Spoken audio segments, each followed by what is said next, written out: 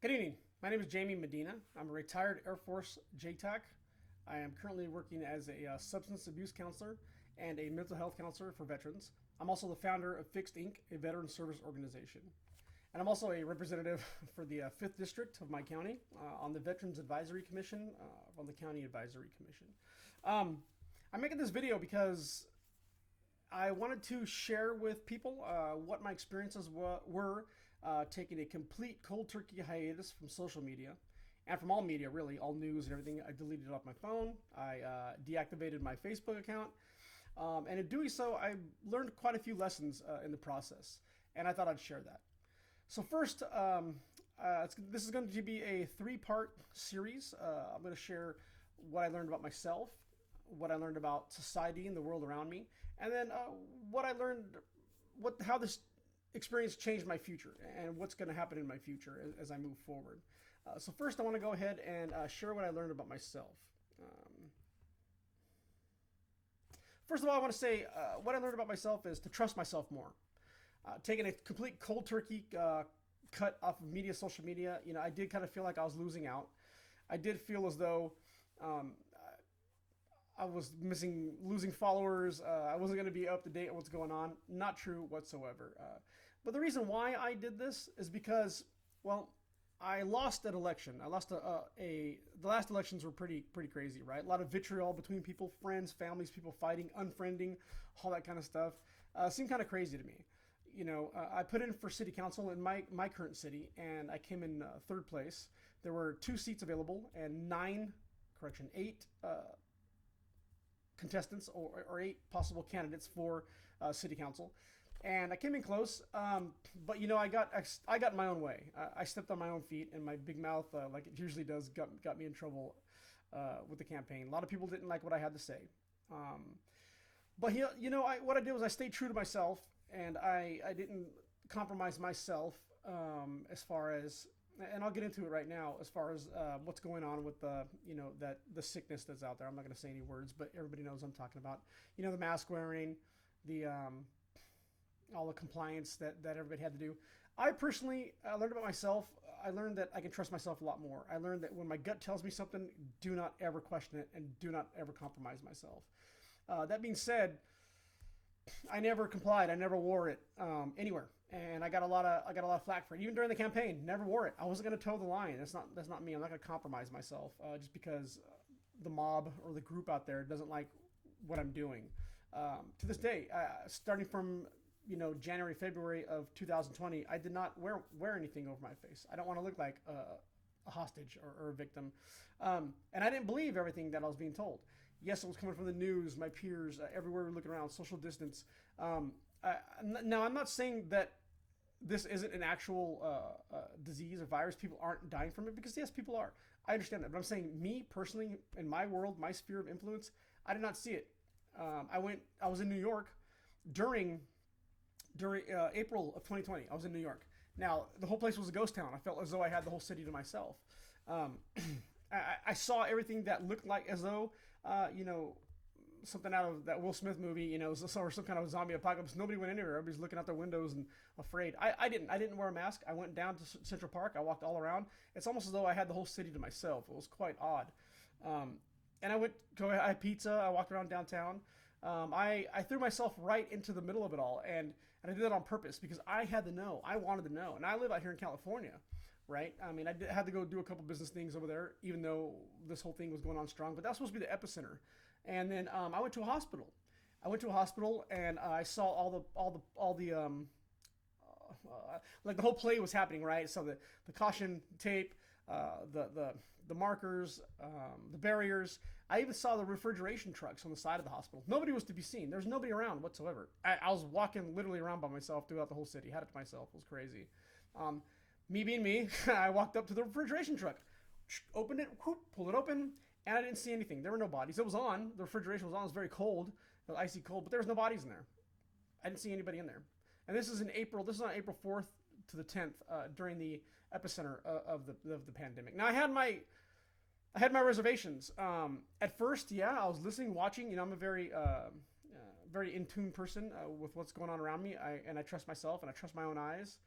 And I got into the Facebook arguments all over the place with the threads. Everybody talking about wear a mask and all this kind of stuff. No, I openly said no. I still openly say no. I got into every war I needed to get into. This whole thing over the past year, I didn't participate in it. I took myself out of the equation. What I saw reminded me of some things that I seen in other countries when I worked for the military and when I did other things throughout the world. And I always told myself if I saw that done here to my own people, that I wouldn't be part of it. And so I forfeited out of this exercise. I call it an exercise. Now, I'm not going to put no disclaimers up there. I don't care. So I learned about myself. I learned to trust myself. And I learned to trust my own eyes and my own ears and what I smell and what I feel out there. Everything that we were being told on news and everybody around me that was coming down on me, oh, you're not being responsible. Maybe. Oh, you're putting lives in danger. Maybe. But I didn't see anybody die around me. Now, yes, I know people that pass away. People pass away every year. But I still didn't believe it. And I'll tell you right now, I'm one who looks deeper into things.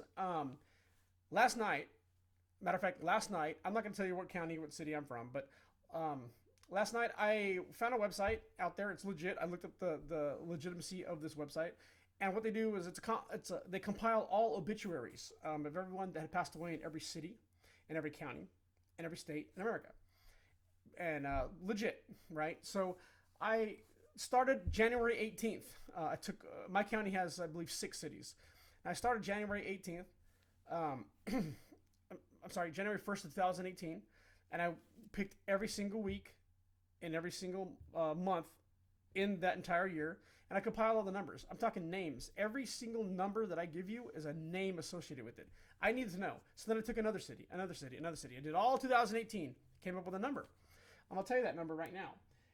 It is 1,661. So 1,661 people died in my county in 7 cities. Correction, 7 cities. All right. Now 2019, I'm looking under the screen here, so pardon me.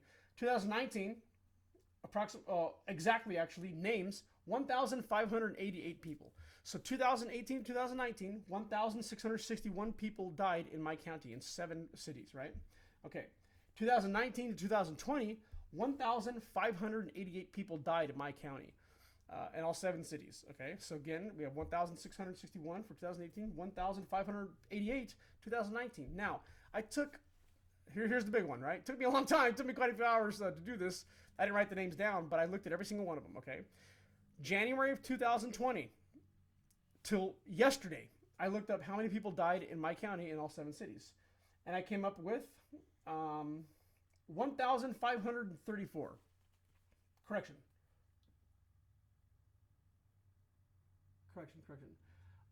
Okay, yeah, I'm sorry, 1,534. Now, the public health in my county says that 1,210 people have passed away from this illness. 1,210 people since January of 2020, all the way till March of 2021. Now, that's 15 months, right? Not 12 months, 15 months. I even gave it the extra 3-month kicker. So that would mean if you take 1,534 people that have actually died, actually names associated with each number, and then you take what the county is claiming that passed away, 1,210, that leaves 324 people in the county in the last 15 months that have passed away, that have died, without being counted as of this illness. Listen to that for a second.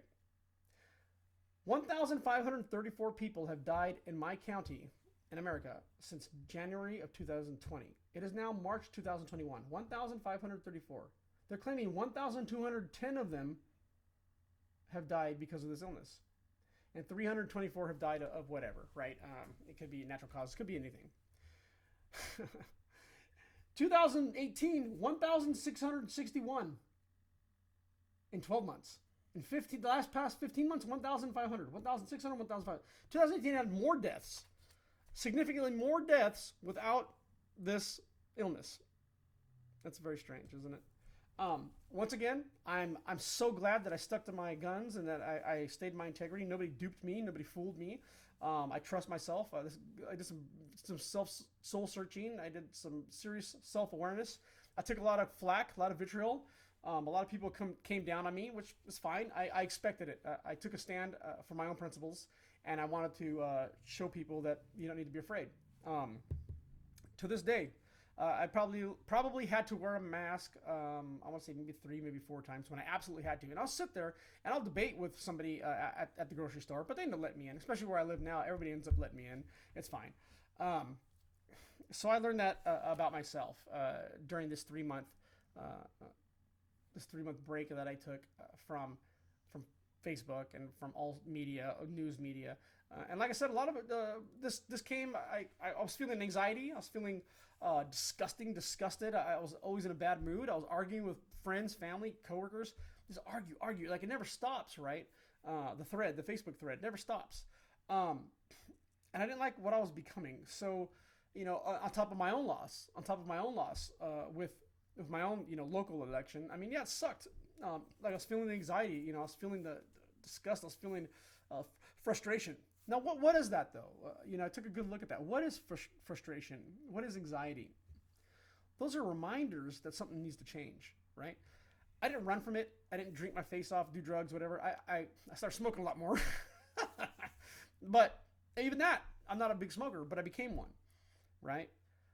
As a coping technique for that anxiety, for that vitriol, because I was a part of that. But I was active. I made a decision to actively engage in that. So then I made a decision to actively go cold turkey and disengage from it, to completely. That's what I learned. I learned the anxiety and frustrations and anger. Those are little hints along the way, little precursors that let me know there's time for a change. There's time for a change. So I did it, and I can't tell you, I feel so much better because of it. Um, you know, I, I've had a lot of loss in my life. What I also lost during that time. See, my organization fixed. Oops, my organization had opened up a warming center in our community for the displaced, the homeless, individuals who can't afford heat, etc. Um, so we opened that up, and massive success. Even though there were a lot of flack and a lot of pushback from the public and business owners and whatnot. And I told them, trust me, just trust me, and they did. I'm known to have a good work ethic around here. I'm also known to be a little mad, a little crazy, just because I take on the hard problems and I take on the things that nobody wants to. So what I did was I immersed myself into that community, into the homeless community, and they are a community. Make no mistake about that. They are their own community. They all know each other. They all depend on each other, as we do. As we the greater community do. They have their good apples and bad apples, but as a whole, I was very impressed, and consider some of my friends since opening that warming center up that good people, people who serve each other. There were nights where I bought, say, pizza for everybody at the warming center. The next night, they bought pizza. So it's like it was a lot of give and take, and they really embraced me and my crew and everything. That's massive success in our city, the first time ever being done, and also me being who I am and true to myself.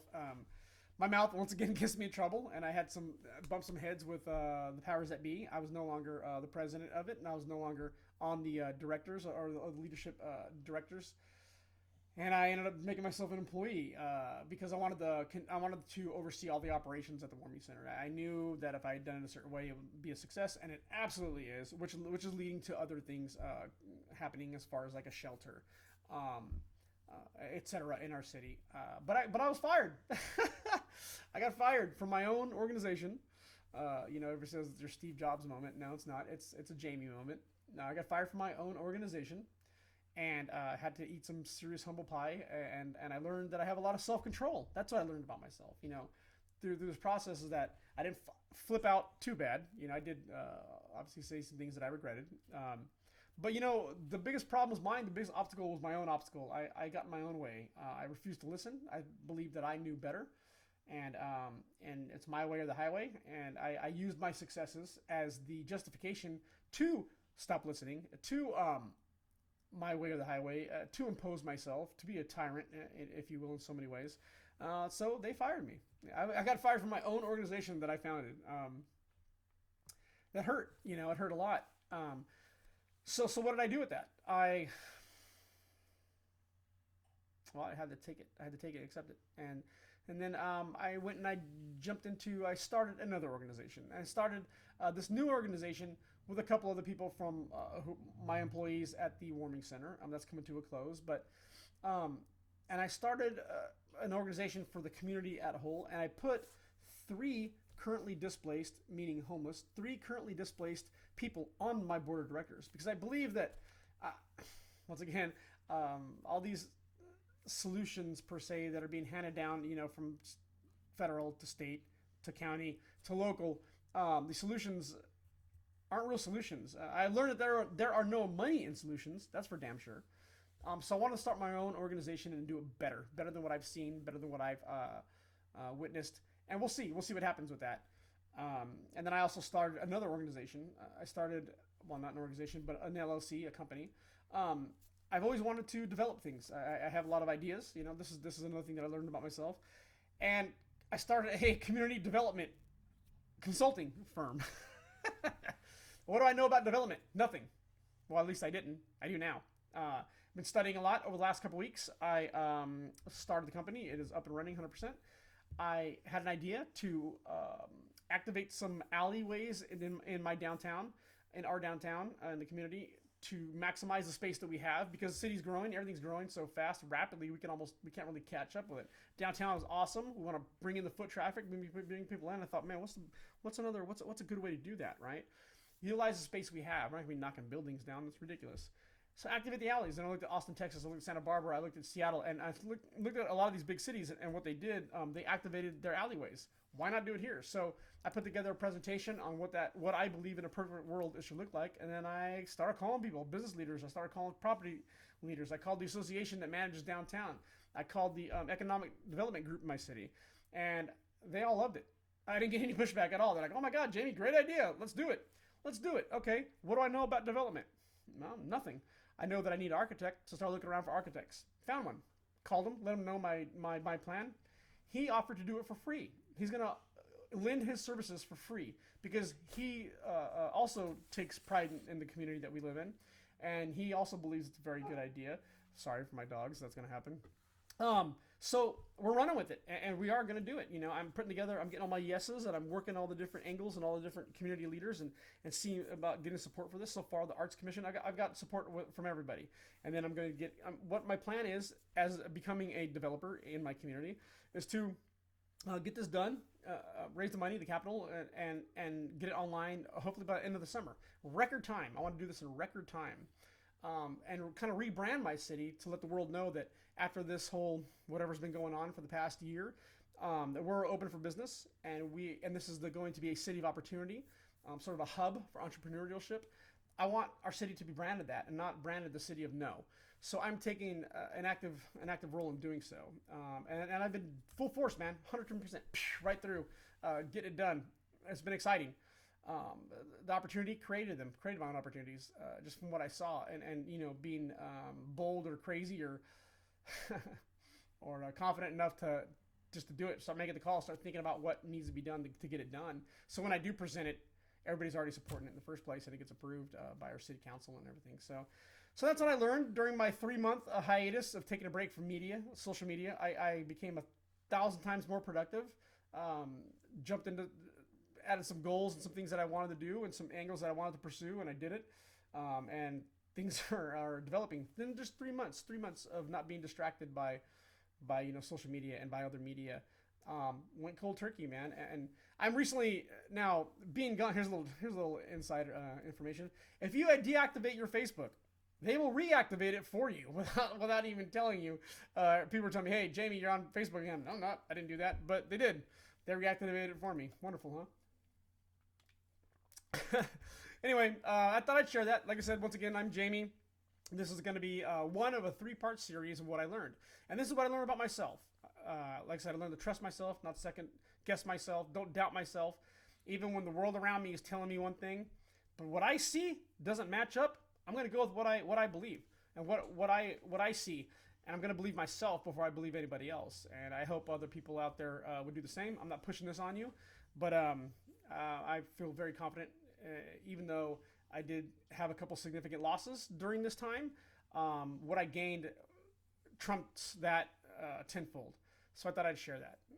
And stand by. I'll be probably sending number two up there, out there to the world as well. Thank you.